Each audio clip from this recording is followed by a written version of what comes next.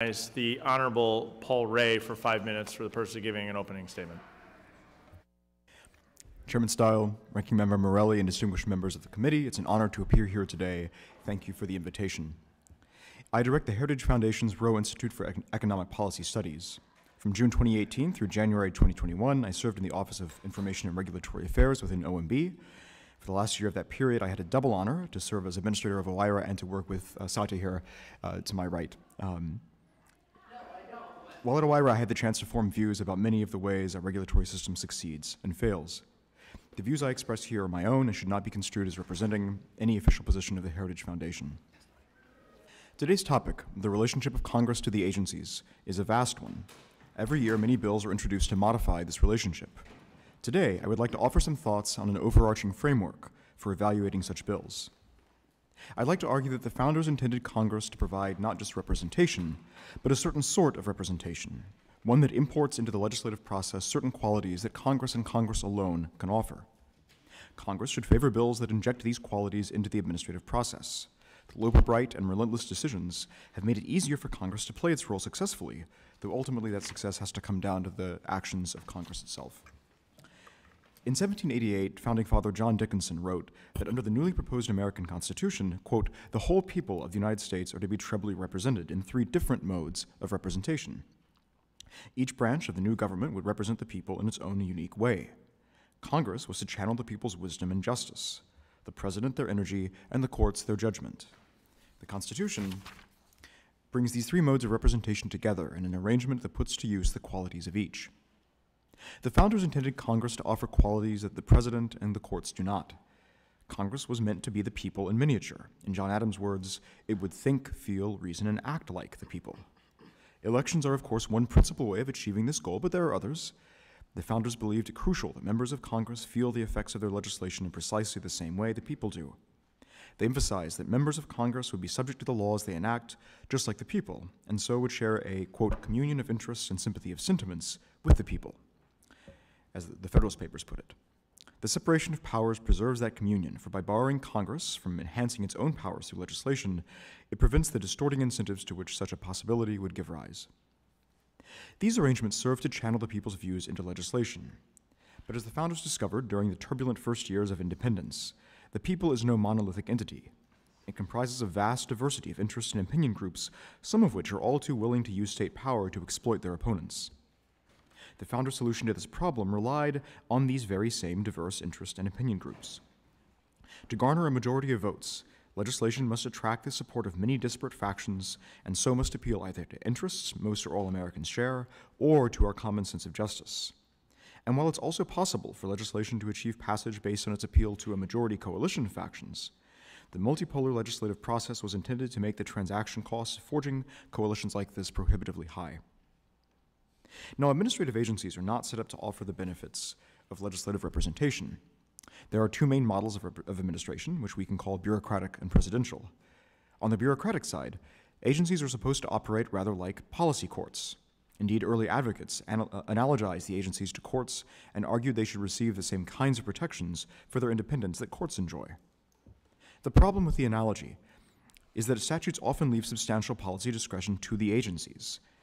So agencies, unlike courts, must set policy. But Article 3 style representation is hopelessly ill-suited to channel the people's policy views.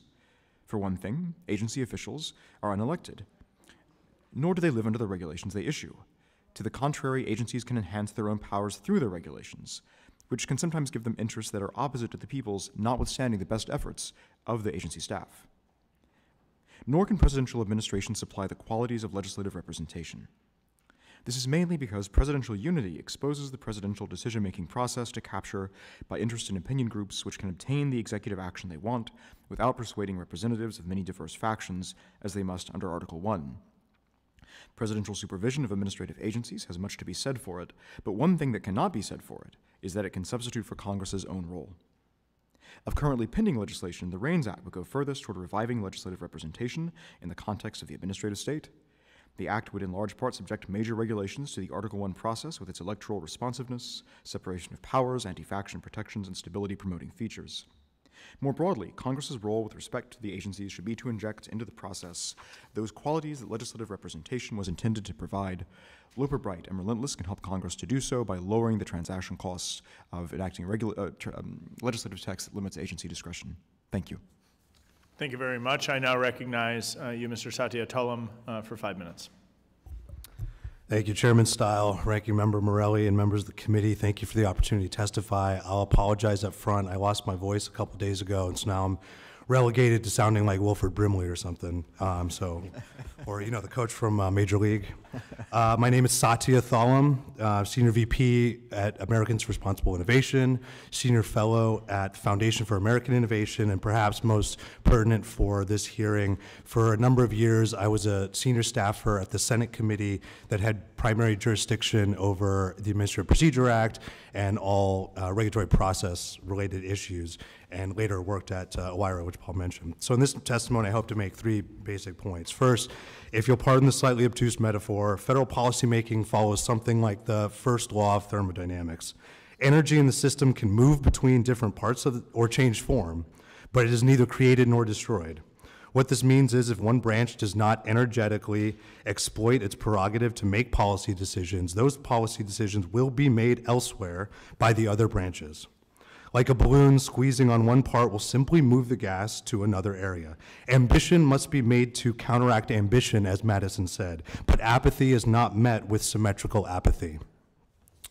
What the court has done has used its own prerogative to reassert a new equilibrium. And yes, this has the effect of empowering the Article I branch, but this effect is not self-executing. It is right now a kind of potential energy, waiting for a force to be applied, turning it into kinetic energy, to further torture my classical mechanics metaphor. Second, let us remember that the original Chevron decision itself ultimately permitted agency discretion in that case, and what most people agreed was a deregulatory direction. The EPA had wanted to permit more flexibility in regulatory compliance, making an existing rule less constraining. So the Chevron decision, not the most recent decision, but the original Chevron decision, and now Loper Bright are neither, quote, regulatory or deregulatory. This formulation makes no sense. Further on this point, the APA does not contemplate a thing called a, quote, deregulation as something afforded a differential process. The APA defines rulemaking as, quote, agency process for formulating, amending, or repealing a rule. In other words, everything, any change to the Code of Federal Regulations is similarly situated and is not tilted in favor of one or the other.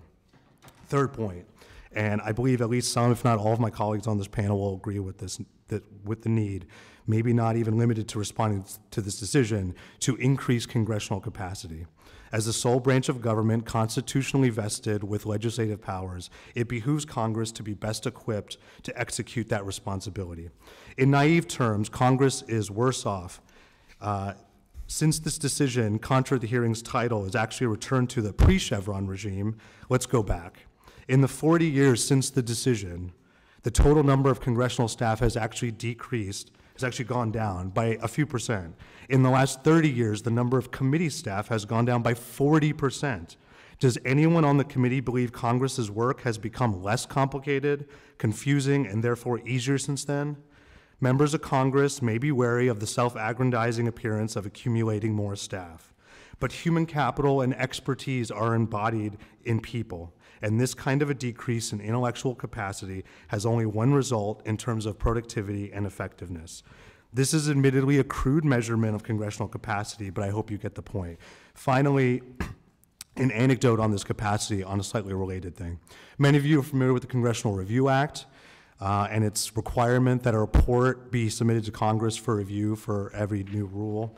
Well, in 2020, for obvious reasons, the normal processes for submitting those reports, which at the time were all done by hard copy, were severely challenged.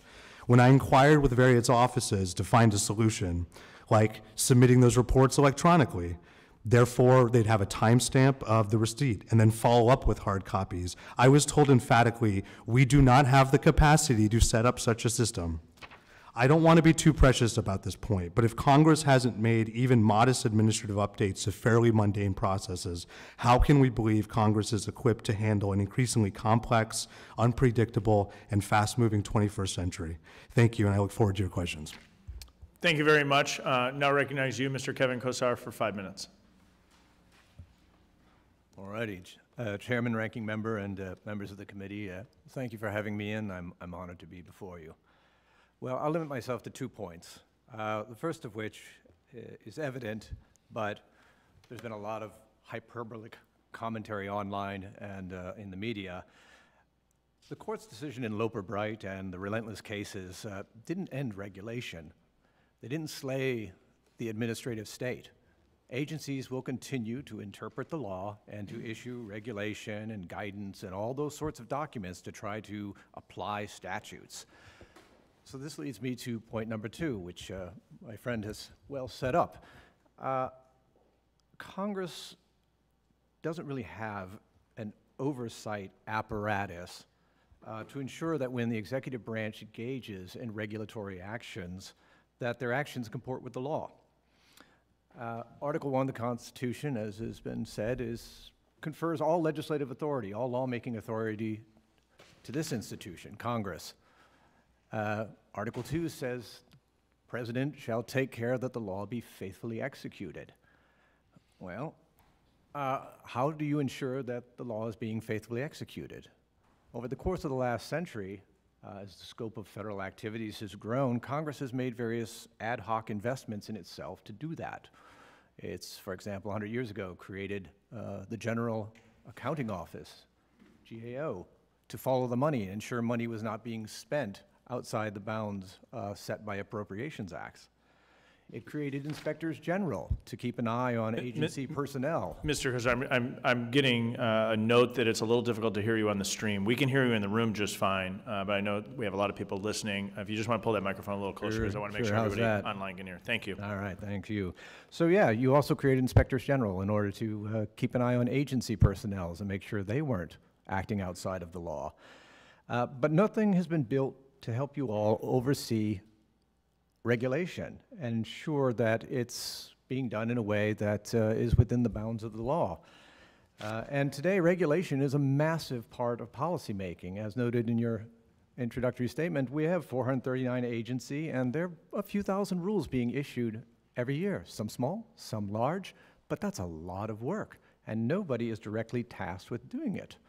And so, you know, I come to you, a conservative who believes in constitutional government, reviving federalism, smaller government, all those sort of traditional conservative values, and I am saying, please create a congressional regulation office, whether it's a freestanding office, whether it's an office you tuck inside the Congressional Budget Office. It's not something that matters to me, but 20 years in DC, it's been my perception that if you want something to get done, you have to task somebody with doing it. And I see you all working frantically. I see your staffs working especially frantically. So many things to do, so much to oversee, so much coming at you. How you can fruitfully engage regulatory actions at this point, I don't think you can. The capacity is just not there. And so creating a core of folks who have legal skills, policy chops, but also statistical analysis skills, who can look at the executive branch as it moves through the regulatory process, you know, from snout to tail, and ensure that what they're doing is within the law. This is a core of folks who could help maintain a dialogue for the Congress with the executive branch as it goes through the process, as it works through these nettlesome, complicated issues and these deals with these unforeseen things that were probably not even on your mind as you passed the bill.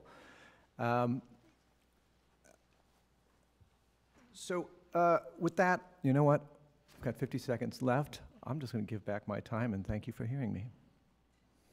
Unprecedented. The gentleman yields back. Mr. Wayne Cruz is recognized for 5 minutes. Chairman Steil, Ranking Member Morelli, and members of the committee. Thank you for the opportunity to testify on Congress's role in a post-Chevron world. My name is Wayne Cruz. I'm the Fred L. Smith Fellow in Regulatory Studies at the Competitive Enterprise Institute. Federal spending hogs the spotlight, but the hidden tax of regulation affects every aspect of our lives. The Code of Federal Regulations tops 188,000 pages. Last year alone, agencies issued 3,000 rules compared to just 65 laws passed by Congress. Costs remain unaccounted for, notably those from independent agencies now ascendant in whole-of-government pursuits like net zero energy, AI, equity, and competition policy.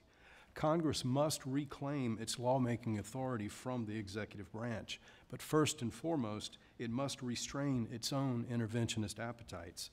There are many elements to this in my written remarks, but they all require that Congress, and this committee in particular, marshal appropriate resources and personnel to perform rigorous regulatory oversight and disclosures, replacing the eroded White House variant. The end of Chevron deference marks an overdue reaffirmation of separation of powers and a break on overdelegation. However, it's crucial to recognize the extent to which regulatory advocates will mobilize in response. While extraordinary extensions of regulatory power occurred during Chevron's reign, most of the leverageable administrative apparatus was erected before then. Especially since COVID, the problem is less about agency interpretation of the ambiguous statutes at hand in LOPR than agencies' implementation of unambiguous statutes. The inflation, infrastructure, and CHIPS laws are exceedingly regulatory even before administrators pick up a pencil. Workarounds exist for regulatory advocates to exploit in a post-Chevron world, including 1, more coordination on potent, unambiguous, and purpose-driven legislation like the CARES Act and the TikTok ban. 2, seducing the private sector with subsidies, grants, and partnerships to embrace interventionist legislation and cartelization. 3, increasing federal influence with hundreds of billions in procurement and contracting. And 4, replacing notice and comment rules with guidance documents and other forms of regulatory dark matter. To prepare, an outstanding but neglected new GAO report provides recommendations that this committee should heed, up to and including establishing a Congressional Office of Regulatory Analysis. Done correctly, a CORA could challenge mistaken presumptions of agency expertise and avoid the faulty presumption that market failure outweighs political failure. To reinforce GAO, other needed steps include overturning Biden's rewrite of OMB's Circular A4 and ensuring that regulatory reform laws already in effect but disregarded get enforced.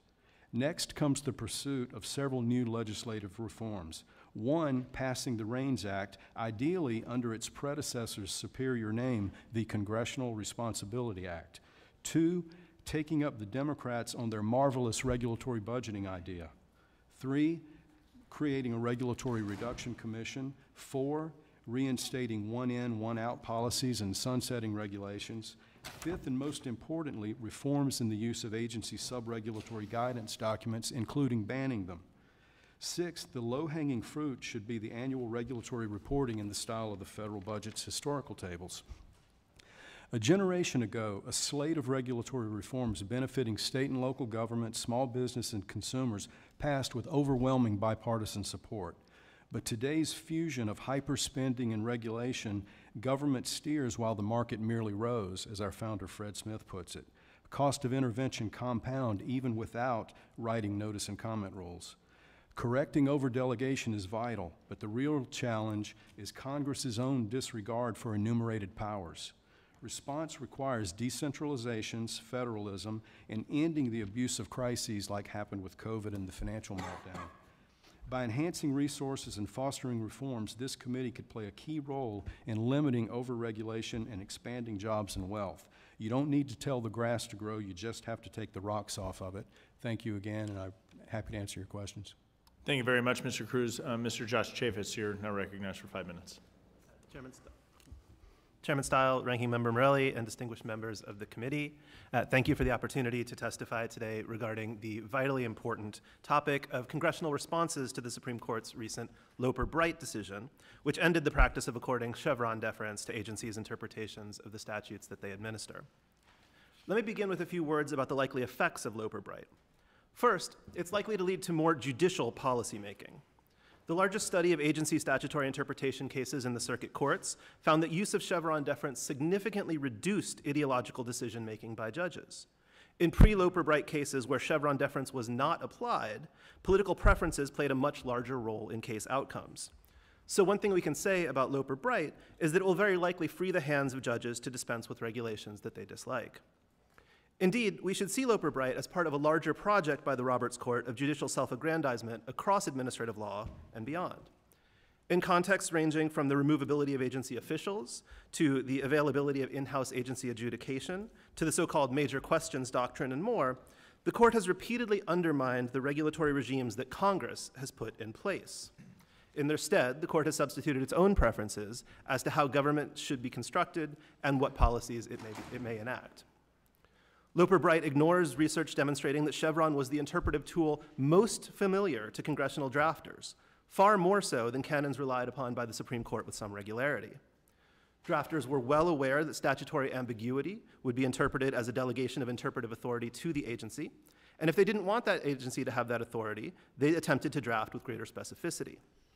Eliminating a doctrine in whose shadow Congress has drafted for decades and replacing it with something significantly less certain in its operation is not congressional empowerment, it's judicial empowerment. Agencies, seeing this posture by the courts, are likely to respond by preemptively trimming their sails, issuing only those regulations that they think are likely to meet with judicial approval, and refraining from altering old interpretations even as new information and new technologies become available. The flexibility that's a hallmark of the administrative state, the flexibility that Congress has designed into the administrative state, will be substantially undermined, all under the flag of supposedly empowering Congress. So what can Congress do to respond to this judicial power grab? Well, first, in the realm of bill drafting, Congress can write deference into individual bills empowering agencies, or it could even draft a standalone bill reinstituting Chevron deference. Because Loper-Bright claims to be an interpretation of the Administrative Procedure Act, not a constitutional holding, it can be reversed by statute. Congress could also choose to draft in ways that clearly indicate that it's vesting significant discretion in agencies, using words like reasonable or appropriate. This, too, would be consistent with the language of the Loper-Bright decision. Of course, just because these drafting techniques would be consistent with the facial reasoning of Loper-Bright doesn't mean that the court wouldn't find other ways to skirt them or strike them down. The general anti-administrative posture of the current court should make us skeptical that it will allow Congress to assert itself in these ways. The other category of responses to Loper-Bright falls under the heading of congressional capacity building, and here's an area in which I think possibly all of us on this panel agree. If the court is going to insist that Congress make policy at ever more granular levels, then Congress will need to build an institutional infrastructure mirroring that which currently exists at the agencies. This means large increases in the number of staffers and diversifying the experience of staffers, including hiring many with graduate degrees in the social and physical sciences and many more with security clearances. It means paying those staffers well enough to retain them, and giving them access to resources like sophisticated information technology, databases, and perhaps even in some cases laboratories. The proposals put forward by the Modernization Committee, some of which have been adopted, would be a step in the right direction, but only a step. And even a massive increase in congressional capacity could never fully substitute for administrative expertise. There's a reason that no modern democratic system that I'm aware of has its legislature making policy at the level of granularity at which agencies regulate. Moreover, many governance decisions in the executive branch are specific to circumstances that arise after implementation has already begun.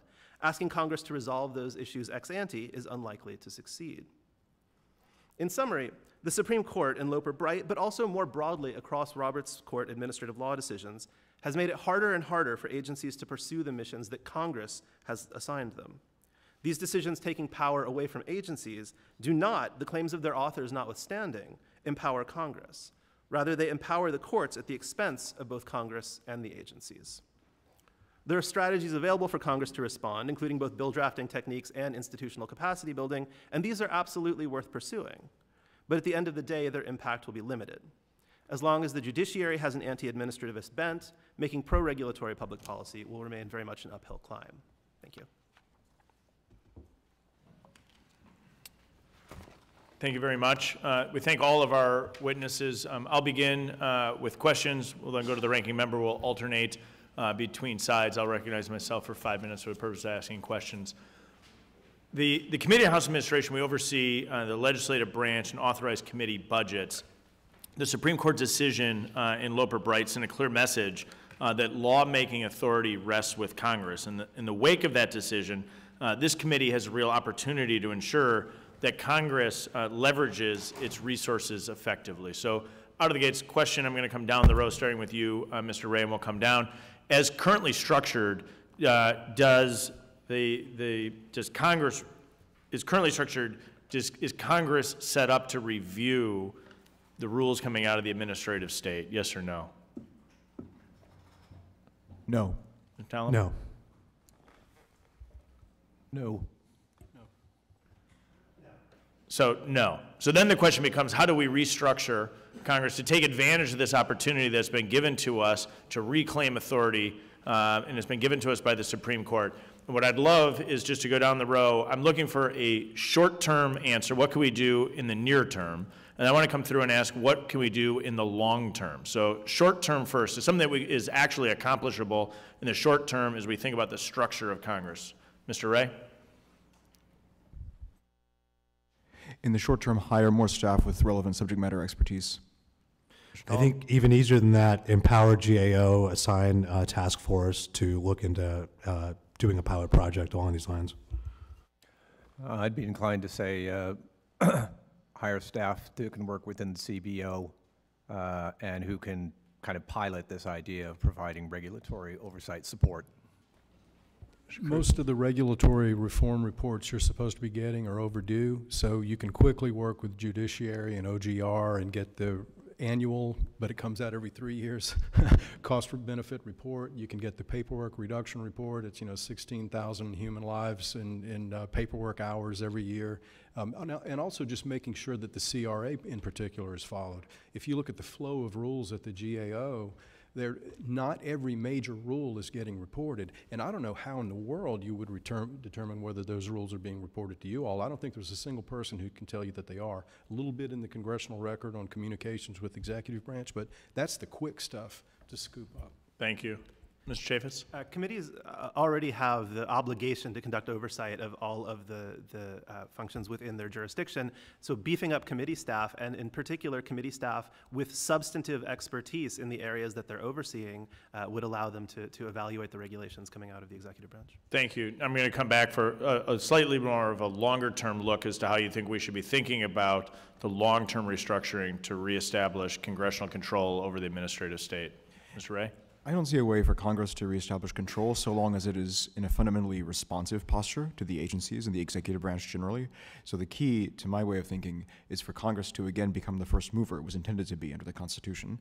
There are various ways to do that. One would be to pass something like the REINS Act, which requires for some subset of the most important regulations affirmative congressional approval rather than congressional response. Thank you. Mr. Tullum? So similarly to how the White House has a extensive budget office and Congress does as well, we don't view that as duplicative. We find that those are both essential elements that Congress not rely on it. I think it's appropriate to, in the long term, determine how to set up a regulatory office given actually the scope of the work is something akin to maybe even larger than the budget work. Thank you. Precisely what he said. You're concise, Mr. Kosar. I like it. I support REINS in the congressional office like this too, but I would urge you all to look at each other and what you worked on in the past. The last time you had major regulatory reforms was a generation ago when you did the unfunded mandates, the small business, the paperwork amendments, and even the CRA. It was Harry Reid of Nevada leading the charge for the Congressional Review Act. That would astound you now to think that. But what was happening at the time was unfunded mandates on state and local governments and small business that got everyone's attention in this room. That's not happening now because those mandates are funded through infrastructure law, inflation law, CHIPS law, and they've got a lot of regulatory strings attached with regulatory dark matter and so forth. But eventually that money dries up. So I would say a lot of the ideas that you have are bipartisan. So longer term, regulatory budgeting, sunsetting, oversight, that sort of thing. There's a lot of that stuff that you all have worked together on the past on, and you can do that again. Very concisely, Mr. Chaffetz. I'm a little more skeptical than some of my colleagues of an office that's specifically designed to focus on regulation. I think, again, I'm not sure they would have the substantive expertise to review regulations coming from all the different parts of the administrative state. So again, I would urge long-term capacity building in the committees that already exist. Thank you very much. I think we have a real unique opportunity here, post-end of the Chevron doctrine, to really reestablish Congress as the primary maker of both law and an overview of the regulation. I think the REINS Act would move us dramatically in that direction. Appreciate all of our witnesses for being here today. I'll now recognize the ranking member for 5 minutes for the purpose of asking questions. Thank you again, Mr. Chair, and thank you to the witnesses. You know, I feel a little bit like I'm watching one of my favorite programs on TV is Love It or List It. This is on HGTV. So there's always in the couple, one of them wants to sell the house and one of them wants to buy, and one of them wants to stay. The person who wants to move, when they say, well, what's your perfect house? How could we make this one better so you'd be inclined to stay? They say, well, and then they list about 45 things that would cost like $1 million. And they say, what's the budget? Oh, 100,000. So you're set up to fail. You can't actually do it. So while I appreciate the sincerity of the members, I just note a couple things. When it comes to hiring more staff or building the legislative branch, which, believe me, I would go on record, I would triple the House the congressional appropriation. I think we are woefully underfunded, so I do agree with you. But just to note, the appropriations proposed by the House in total, non-mandated appropriations proposed by the House right now is $1.606 trillion. The amount proposed for the legislative branch is $7 billion, or, for those of you who appreciate math, 0.4% of the entire federal non-mandated spend proposed in this bill. It failed on the House floor last week because it's too expensive, too rich, so it couldn't get enough votes for passage. So I feel, again, like that, yeah, oh yeah, here, it would only cost $3 million to do this thing, but you only have $100,000. I, for the life of me, don't understand how this would work. I appreciate you, which leads me, and I'll ask you Mr. Chaffetz, is that, am I pronouncing that right? Chaffetz, yeah. Chaffetz. So you had mentioned in your testimony that rather than empowering Congress, Loper-Bright empowers courts at the expense of Congress. Is that, can you just expand upon that a little bit, how it degrades congressional authority over federal agencies? Is it purely because of what I just mentioned, the lack of resources, or do you want to go beyond that in terms of why it shifts the balance of power? Sure. So, you know, when Congress, first of all, Congress has created these agencies. Congress has passed their organic statutes. Congress has delegated authority to these agencies. And since 1984, Congress has done so in the shadow of Chevron deference. And this isn't just a hypothetical. We have, you know, really solid research showing that Chevron deference is the tool most understood by congressional drafters, by staff in Ledge Council, and by staff sort of elsewhere on the Hill. They understood they were drafting these statutes in light of Chevron deference, and they understood that if they didn't want the agencies to have interpretive freedom, that they should draft with more specificity, and so they did. So what that means is that by taking this away, essentially the courts are saying, you know, this thing that Congress thought it was delegating to agencies, which is this interpretive freedom, in fact, the agencies don't get to have that. And what replaces that is not, you know, power flowing back to this institution. What replaces that is the courts giving their own sort of de novo interpretations of these statutory regimes, right? So it's not passing from unaccountable bureaucrats to the accountable Congress. It's passing from somewhat accountable bureaucrats to even less accountable federal judges. Thank you for that. I want to shift just for a second. Again, Professor, we're here to consider ways Congress can better serve the American people. Americans agree government should use its power to protect health and well-being, grow the economy, and grow the prosperity of all Americans. I want to read something from Project 25 that is associated with former President Trump. It says that the president has, quote, an existential need for aggressive use of the vast powers of the executive branch. Success in meeting that challenge will require boldness to bend or break the bureaucracy to the presidential will. Among the recommendations, the mass firing of civil servants, many of whom, frankly, do the protection of health and well-being that I mentioned. when a buzzsaw that former President Trump's Project 2025 takes to civil service keep Americans safe from the dangers such as, I mentioned things that the FDA does, for instance, that our administrative system currently protects. Can you talk about what that impact could potentially have? Sure. So, for the entire 19th century, we didn't have civil service protections in this country, and we had what was known as the spoils system, where every time a new administration came into power, they would fire basically every federal employee and replace them with members of their own party. This was widely regarded as one of the worst governance systems in the world. You see criticism, you see sort of scholars in Europe sort of laughing at this throughout the 19th century. Finally, as the American state sort of grows in sophistication, toward the very end of the 19th century and into the 20th, it begins implementing civil service reforms, becoming a sort of modern administrative nation. And so sort of undoing civil service protections, right, returning to a spoils system would sort of return us to a lot of the sort of waste and abuse that really characterized 19th century American politics. Thank you. I yield back, Mr. Chairman. Gentleman yields back. Mr. Loudermilk's recognized for 5 minutes. Well, thank you, Mr. Chairman. It's a very interesting subject matter, something I've been working on since I first came to Congress. And a little bit of follow-up on what Mr. Chaffetz was just saying in the interaction there. We do have an issue within the civil service system. There is such protection that it takes up to 2 years to fire a bad employee. That is something that has to be addressed. This is a bipartisan issue. I first learned of this from President Obama's Secretary of Homeland Security, who was begging for things to be changed because they're keeping employees who basically had committed crimes or had disciplinary actions so bad that they could not remove them from the payroll. They couldn't continue to do their job because they couldn't keep a security clearance, but they had to keep on the payroll for a year, and if they appealed, then it was another year. And so he said, we're paying people that are basically getting 2 years of unpaid vacation with full benefits. This has to change. This has to change. And so I just wanted to bring that up, is it's not going back to the old system. And I don't know what is in Project 25, but I have legislation that would bring in sensible ways of streamlining civil service and making sure that they are productive and they are doing their jobs and they're just not getting a free ride off the American taxpayer. So I think we do have to be intellectually honest as we talk about these issues. But to the issue at hand, this is something that I've been working on since I came to Congress.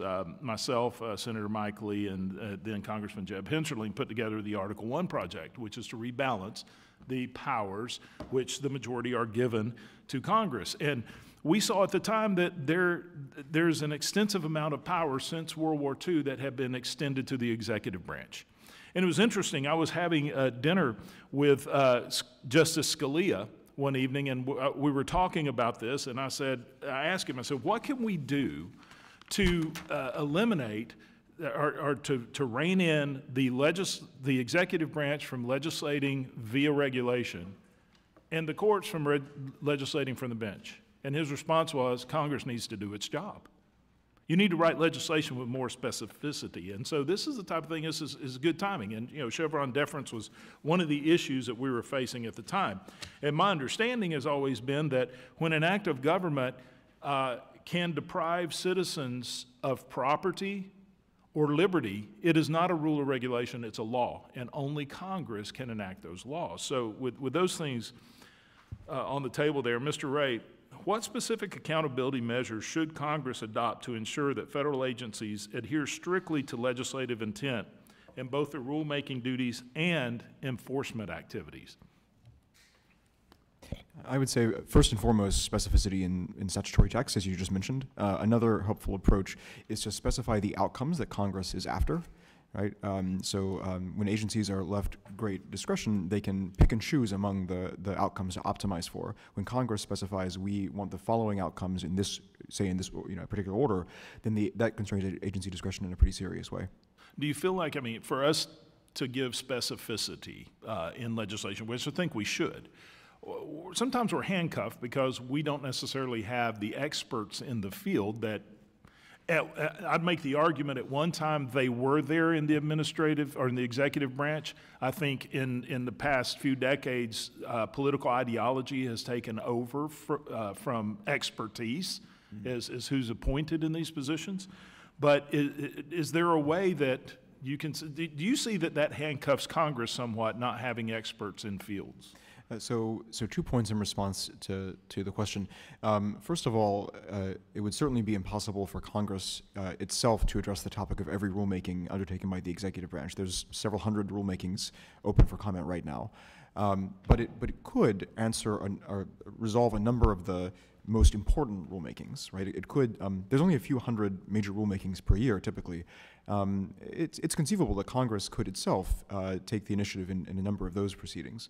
The second point I'd make is that if Congress were to narrow the scope of statutes, then states and other lawmaking bodies across the country could take up some of the work for Congress. Well, I like the idea of federalism, and that plays into it. So real quickly, last question. Do you think that there are any mechanisms that we already have in place to do this work, or do we just need a new system and new processes to be created and implemented? Congress will not be able to exert effective control as long as just responding to agencies. So I think there are some existing systems that could be used effectively today, but really what's called for is a new approach. Okay, thank you. I yield back. Gentleman yields back. Ms. Sewell is recognized for 5 minutes. Thank you, Mr. Chairman. I want to thank our witnesses for taking the time today to testify. On June 28th, the Supreme Court of the United States overturned 40 years of legal precedent by wiping out the Chevron deference, a doctrine that required courts to defer to subject matter experts when a question of law was ambiguous. This decision will dramatically impact the way that the 3 branches of government function because it weakens the way federal agencies are able to weigh in on policies about the environment, health care, food, work safety, and so much more. Justice Kagan mentioned in her dissenting opinion that in one fell swoop, the majority, quote, gave exclusive power over every open issue, close quote. This egregious power grab by the Supreme Court is not by happenstance, but rather a larger effort by right-wing conservatives to roll out the Project 2025 agenda that will fundamentally alter the way that government functions. Congress is a team sport, and we rely on staffers, legal counsel, advocates, policy matter experts to create legislation that will impact our constituents' daily lives. But Congress lacks the subject matter expertise it takes to govern our nation alone. Policy matter experts at federal agencies play a very critical role on this team because they can break down the intricate details of how certain regulatory programs and statutes should be administered. Professor Shevitz, it was Justice Stevens who wrote in the original Chevron opinion, quote, "Judges are not experts in the field and are not a part of its either political branch of government. Courts must in some ways reconcile competing political interests, but not on the basis of judges' personal policy preferences." I would suspect that in 40 years, there were a lot of court cases that have been decided using the Chevron deference. Can you talk about how this will open the floodgates to further litigation? Sure. So, the litigation, I'm not sure to what extent it will, that Loper-Bright on its own will increase the amount of litigation, but it will change the results of some of that litigation. So, there's research showing that Chevron deference made a significant difference in the outcome of circuit court cases. That is, in cases where circuit courts applied Chevron deference, the ideological dispositions of the judges on the 3-judge panel mattered less than in cases where it didn't apply Chevron deference. So now that it's not allowed to apply Chevron deference, we should expect to see the ideology of the judges on those 3-judge panels mattering more in those cases. I'll also add that there's another case that came down 3 days after Loper-Bright, which is the Corner Post decision. Yes. And up until, so the federal law says that there is a 6-year statute of limitations for challenging agency actions. It had always been thought that it was 6 years from the time the agency action was finalized. Right. In Corner Post, the Supreme Court says— And not when the person was injured.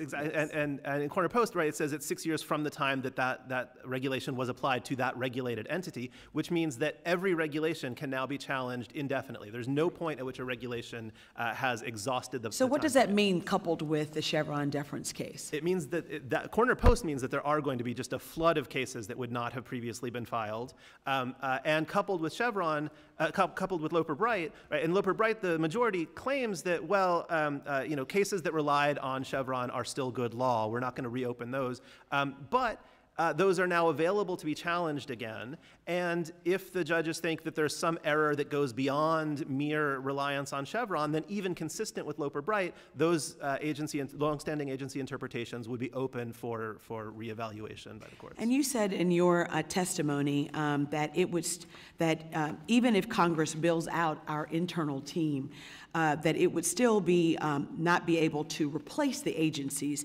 How do you think that this will hurt potential policymaking? Well, it'll make policymaking sort of less robust, less responsive, less likely to sort of address the problems that Congress and that the American people want to address, and less responsive in adapting to changes in scientific knowledge or in technology in order to sort of adjust pre-existing regulations. Thank you, and I yield back the balance of my time. Gentleman yields back. Ms. Torres is recognized for 5 minutes. Thank you, Chairman. And thank you to the witnesses. In recent time, we've seen this conservative, politically motivated and activist Supreme Court overturn settled law like Roe v. Wade, which protected women for almost 50 years. Today, we're discussing yet another dangerous Supreme Court decision which reversed the 40-year old Chevron doctrine. A doctrine that ensured experts in their field had a say in determining complex questions specific to their agencies. This is very dangerous, but overlooked ruling reverses all of that. The result now, instead of experts weighing in on our nation's regulations, we will have unelected judges who do not have policy expertise making decisions that impact our lives. I want to share an example of how this will impact the people that I represent. My district is downwind from Los Angeles, and that has one of the worst air qualities in the nation. According to the American Lung Association, counties in the Inland Empire have some of the worst year-round air quality pollution, and children have far above average rates of asthma and long-term lung problems. Imagine now a world where judges with no background in atmospheric science or lung health will make decisions about what kind of pollutants companies should be allowed to put in our air. I'd like to get some background on how we've come to the place where we are right now. Mr. Ray, you were specifically thanked in the acknowledgments of Trump's Project 2025, which says that you devoted a significant amount of your valuable time to reviewing and editing a lengthy manuscript and provided expert advice and insight. Is that true? I did make contributions to the mandate for leadership, if that's the question. So yes. Were you compensated in any way for your work in Project 2025? Financially or otherwise? You can't remember? You're again thanked specifically for your work on Chapter 2, titled The Executive Office of the President of the United States. And that chapter says that a great challenge confronting a conservative president is the existential need for aggressive use of the vast powers of the executive branch to bend or break the bureaucracy to the presidential will. That's on page 44. Were you involved in crafting these extreme proposals? Congressman, I contributed paragraphs to that chapter on OIRA review. I'd be happy to talk about the substance of those paragraphs if you like. So yes? Ma'am, those paragraphs aren't about OIRA review. I contributed paragraphs to that chapter. I can't understand what you're saying, sir. Yes or no? So I contributed paragraphs to that chapter about OIRA review, and those paragraphs Trump are not Project about OIRA 2025 also contains efforts to promote climate denialism, within executive agencies. This includes plans to downsize the Environmental Protection Agency and the Department of Energy's focus on climate change and break up and reduce the size of NOAA, which the project describes as one of the main drivers of the climate change alarm industry. That's on page 675. And by the way, colleagues, I am also a member of the Appropriations Committee. In the Republican budget, they have included a 25% decrease to this very agency, eliminating this agency. So there is no false alarm here. Dismantling NOAA and its ability to address wildfires and other extreme climate weather is a very real problem for constituents in my district and communities across California. Did you contribute to Project 2025 emphasis on climate denialism and dismantling of the agency powers to combat the very real issue of climate change, Mr. Ray? Mrs. Torres, I contributed several paragraphs on OIRA review. That was my principal substantive contribution. So your answer is yes. Finally, Project 2025 recommends limiting women's access to essential reproductive health care and reproductive freedom. Did you contribute, that's also on page 489, did you contribute to these recommendations? So again, Congresswoman, my principal contribution to the project in terms of text for the mandate for leadership. Mr. Chair, since the witness has a mouthful of words and no real answers, I would like to request anonymous consent to enter all 922 pages of Trump's Project 2025 into the record so that the American people can see for themselves how deeply terrifying this Trump authoritarian manifesto really is and how it's going to impact the lives of without every objection, single man, woman, and child in this country. Without objection. Thank you. We will now commence a second round of questions, and I know we'll have a couple other colleagues, I think, joining in this process. Want to take a second here and dive in. Mr. Cruz, you've done great work kind of walking through the cost of a lot of the regulations that are put out. I'm going to jump, though. I want to ask Mr. Talem and Mr. Ray, pulling from your experience at OIRA, how should Congress address major rules when they're already final, but the financial impact of the rule isn't realized until years after the regulation is final? So I would say Congress has already taken steps to achieve that objective by requiring retrospective review, but retrospective review could be enhanced quite significantly. Under the Small Business Regulatory Flexibility Act, agencies are required, with respect to major rules, to go back several years after issuance of the rule and assess the impacts and continued need for the regulation. But agencies regularly skirt that requirement. Congress could do much more to give teeth to the requirement and make the agencies basically participate in that process more robustly. Thank you. Mr. Talem? So along those lines, one proposal that I worked on when I was in the Senate was a bipartisan proposal that would require, as part of the rulemaking itself, a prospective plan to look back within a fixed number of years and conduct that retrospective review, right? So it's not just a future promise, it's actually part of the rule itself has to contain this plan to say within, say, 5 years, the agency will look at the following data, these indicators, to determine to the degree to which the rule is accomplishing both their goal and meeting the intent of Congress.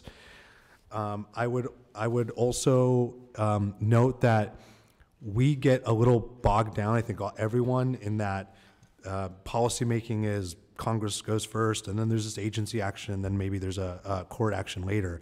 But it's actually circular, and it's actually a process, and it's not just handing off one.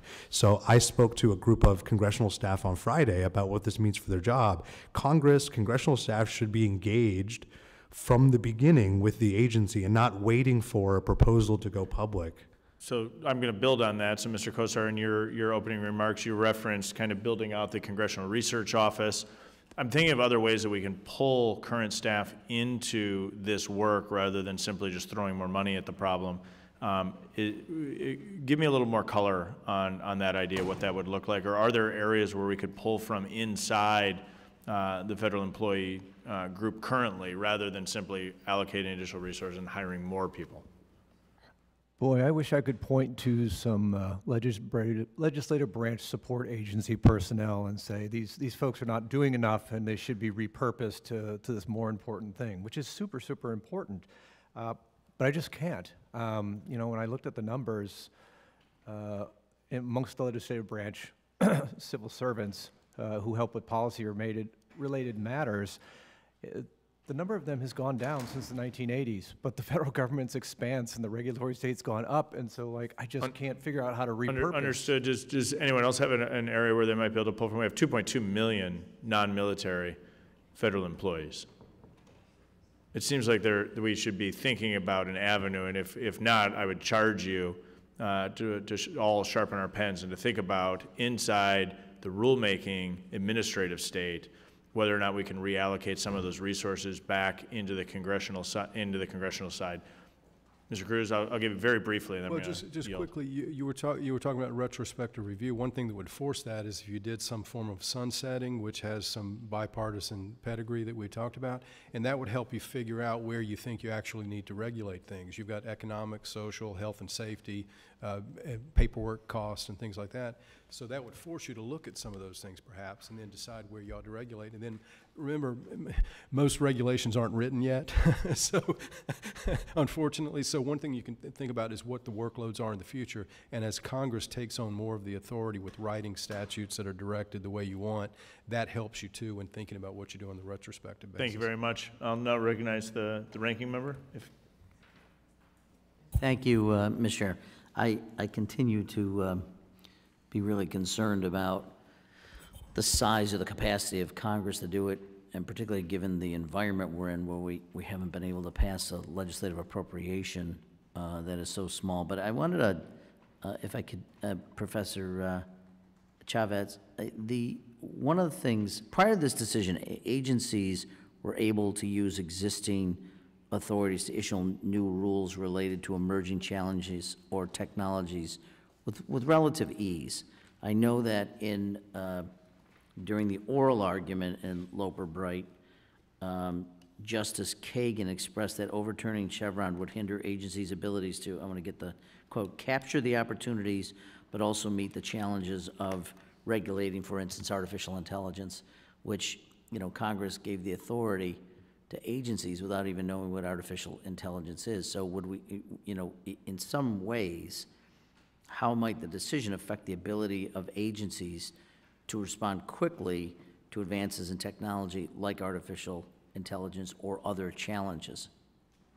Well, so I'd like to begin by noting that agencies can do almost nothing with relative ease, or I suppose you'd have to emphasize relative a great deal, right? No. Most agency rulemaking takes years. And so the idea that this is something that agencies just sort of pop off and create regulations all the time, I think is somewhat misleading, right? There's a lot of time and effort and conversations that go into producing rulemaking in the first place. But, you know, one of the things that Loper-Bright does is says that if agencies want to get any deference at all, even the lesser so-called Skidmore deference, which is basically just sort of respect for the agency's expertise. If they want to take advantage even of that, their interpretation has to remain consistent over time. And this is a problem because facts on the ground change over time. And so when I look back, for example, Representative Loudermilk was referring to Justice Scalia earlier. Justice Scalia was a huge fan of the Chevron decision. When I look back to his major essay praising the Chevron decision, one of the things he praises is its ability to be responsive to changes over time such that agencies don't get locked into their first interpretation. The Supreme Court has now done a 180 on that and said, essentially, if you want even minimal respect for your interpretation, you have to be locked into the first decision you make. AI is a great example. You know, the agencies are just coming to terms with AI now. Who knows what the state of AI will be in 5 or 10 years? It seems crazy to lock them into their initial interpretations at this point. Just to continue along, even prior to the overturning of Chevron, I think your work has highlighted the recent pattern of what you refer to as judicial self-aggrandizement. This decision would continue that trend, certainly. And I wonder if you could just talk about the broader patterns that you've identified in that regard. Sure. Well, I think you can see this across a huge number of areas of law, whether we're talking about the Supreme Court's cases on congressional oversight or on election law, but just within administrative law, there are a huge number of ways in which the Roberts Court has sort of taken it upon itself to tell Congress that it's structuring the administrative state wrong. So there have been a bunch of decisions in recent years saying that the way that Congress has structured various agencies is unconstitutional because it limits the removability of certain officers. There have been the major questions doctrine cases, which basically say that the most natural reading of a particular statute won't be allowed to go into effect if the Supreme Court decides that what the agency has done is major. But of course, it gives us no real way of determining whether or not something counts as major. There have been the Jarchese case, right, taking away the ability that Congress had given to agencies to do internal adjudication in some cases. Right? All of these are situations in which Congress tried to create certain structures and forms in the administrative state, and the Supreme Court has come in and said, no, we know better, we're going to undo that, and the administrative state is going to be structured the way we, the court, wants to structure it. In my view, the best label for that is judicial self-aggrandizement. Yeah, if I can, one of the interesting things about this, and much of the conversation that you hear post-Chevron, is that prior to this decision, that you couldn't overturn an administrative ruling. But you still had access to the courts prior to Chevron. Do you want to just talk about that for just in the remaining seconds we have? Absolutely. So Chevron was a two-step test, and step one was if Congress has clearly expressed itself, that's the end of the story, right? If Congress has clearly expressed itself, the agency has to do what Congress says. Only if the statute is silent or ambiguous under Chevron would there be any deference given by the courts. And then beyond that, the Administrative Procedure Act creates a whole host of procedures that the agencies have to go through in order to regulate. And if the courts didn't think that the agencies went through the correct procedures, they could also vacate regulations, right? So it's not that there was unconstrained regulatory authority in the agencies. They had procedural requirements, and of course, if Congress spoke to the issue, they had to do what Congress said. It's only if they went through the correct procedures and Congress had been silent or ambiguous that they got any deference under Chevron. Very good. And I know I've exceeded my time. I yield back. Thank you. Gentleman yields back. Ms. Lee is recognized for 5 minutes. Thank you, Mr. Chairman, for holding this important hearing, and thank you to all of our witnesses for appearing before the committee today. The Supreme Court's recent decision in Loper corrects decades of regulatory overreach by the executive branch and rightfully reasserts the separation of powers as intended by the framers of the Constitution. It ensures that the will of the American people is heard through laws written by their elected representatives. As a former judge, I agree that the power and responsibility of interpreting the law belongs to the courts, not unelected government bureaucrats. The clearer the law, the easier it is for judges to faithfully and accurately apply and interpret the law. Congress, therefore, has a renewed call to assert its legislative authority and write clear and precise laws. Dr. Kosar, I'd like to begin with you. You have written extensively about Congress establishing a congressional regulatory office, which would likely be a longer-term project for us to undertake for the interim, or in the case where Congress chooses not to establish a permanent office. How can Congress strike a balance with its role in the rulemaking process that leverages agency expertise while maintaining strict legislative oversight and accountability? Well, in the short term, if you can't get the purse strings loose enough to do a little pilot, say within the CBO, to test it out, particularly say within an issue area of real concern, you can try to draw upon the existing legislative branch folks more aggressively. I spent 10 years at the Congressional Research Service. I don't recall once in the thousands of requests I got a member saying to me, hey, there's this proposed rule in your issue area. What do you make of it?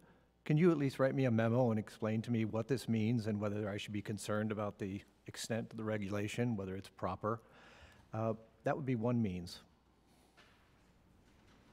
And you just touched on what I really was interested in as my next question, which is how can we better facilitate meaningful collaboration between lawmakers, legislative staff, and then agency experts to really draw upon all of that collective experience during the legislative drafting process? Yeah, the drafting process. Well, I think the drafting process in many instances has been bedeviled because there's not a regular order being followed. You know, bills are being slapped together with a lot of other bills. You guys are being called to the floor and told it's time to vote on the rule, and please line up by party and don't scuttle things. Reorienting, getting back to a more regular process where committees are in the seat, and when committees report out a bill, those things get preference on the calendar, would allow a process by which you could be more deliberative and you could draw more on the expertise that's already available to you and get it in there. Mr. Cruz, as you know, in 2023, the Biden administration released Executive Order 14094, which raises the threshold for which regulations are considered highly significant and drastically increased regulatory costs. How would you compare the Biden administration's approach to regulatory action with that of the previous administration? Well, the Trump administration was defined by basically a regulatory cost budget. The one in, two out mechanism put that into place, and according to the data released, it worked. You could say there was low-hanging fruit there, and once you got rid of some low-hanging costly regulations, it was hard to do others. But things have changed with respect to Biden in the sense of, we used to consider a regulation economically significant if it was $100 million. That term has completely disappeared. If you go onto the OIRA website now and go to the database of rules and regulations in the Unified Agenda, the term is completely wiped out and it's replaced with Section 3F1 significant rules. It's not as poetic anymore. But you can still find those $100 million major rules purely thanks to the majorly bipartisan Congressional Review Act. So you guys still have something that you can sink your teeth into with respect to tracking major rules and some of these other projects you were indicating with respect to looking back. And I can tell you the new Unified Agenda came out late again, as we were discussing earlier, with the new Unified Agenda came out, and you would expect that with 200 million threshold that the numbers of rules would come down a good bit that were at S3F1. You would expect that to occur, but no. In this current push, the CRA gives an incentive to an outgoing administration or potentially outgoing administration, because it's an election year, to jack up the number of rules, and that's exactly what we saw. So in the new Unified Agenda, there's a big jump in $200 million rules above what you might have expected, but you still need to monitor the ones that are beneath that level as well. Thank you, Mr. Chairman. I yield back. Gentleman yields back. Mr. De-Esposito is recognized for 5 minutes. Well, thank you, Mr. Chairman, and good morning, or I guess now good afternoon, everyone. Something that members do not regularly do is participate in the formal comment period for a rule. Should members of Congress or the chairs and ranking members of committees file comments during the notice and comment period of a rule to express their disagreement or even agreement with the contents and direction of the rule? It's really open for all of you. I think this is an incredibly undervalued tool for members, and I, for the life of me, don't understand why members don't more frequently. In my time on the Hill, I encouraged members to participate in the process.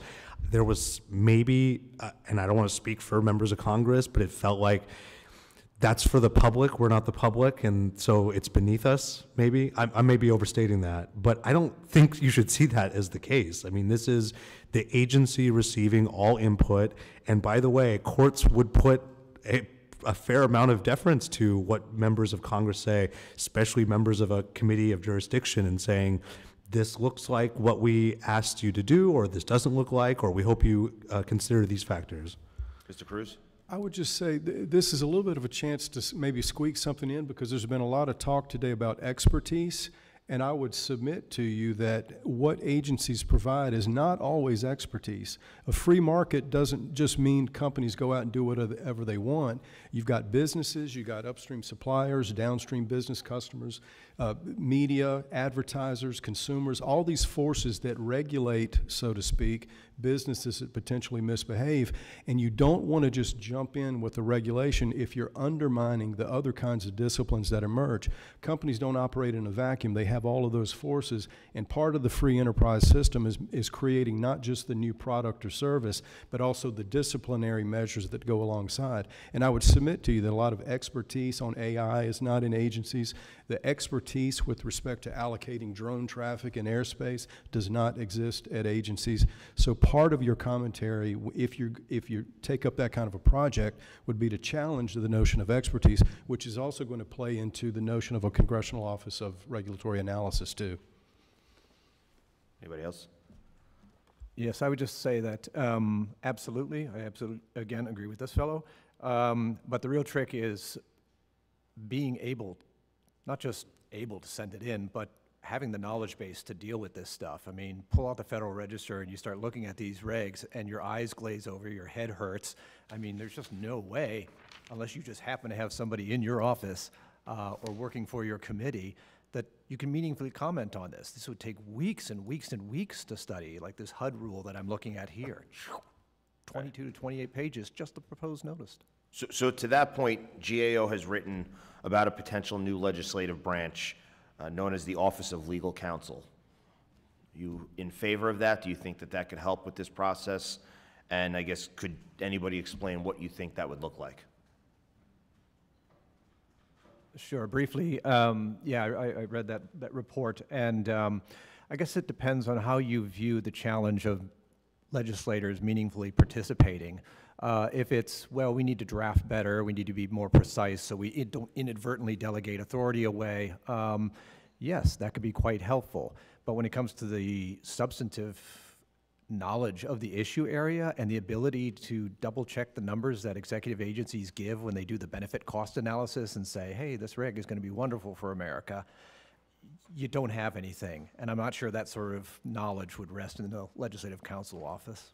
I would tag on to that just briefly. I would generally support anything that increases congressional capacity. And if I can reference the ranking member's comment about the inability to add on appropriations and staff, and also his penchant for love it or list it. I'm more of a say yes to the dress kind of guy, but the point of the shows, I think, is that we look for reasonable opportunities for improvement. GAO already has a statutory role as part of the Congressional Review Act. CBO has a number of analysts, and they have a mechanism for analyzing specific proposals. Those things exist even short of a whole new committee or a whole new office or 2,000 new staff. My time's just about expired. Mr. Chairman, I yield back. Gentleman yields back. This concludes our questions. I thank all of our witnesses today. It's been a really interesting conversation about how we prepare to structure Congress in a post-Chevron doctrine world. Members of the committee may have some additional questions for you, and we ask that you please respond to those questions in writing. I'll also submit written testimony from Doug Holtz-Eakin, President of the American Action Forum, and from Marcy Harris of PopVox into the record. Without objection, each member will have 5 legislative days to insert additional material into the record or to revise and extend their remarks. If there's no further business, I thank the members for their participation. Without objection, the committee stands adjourned.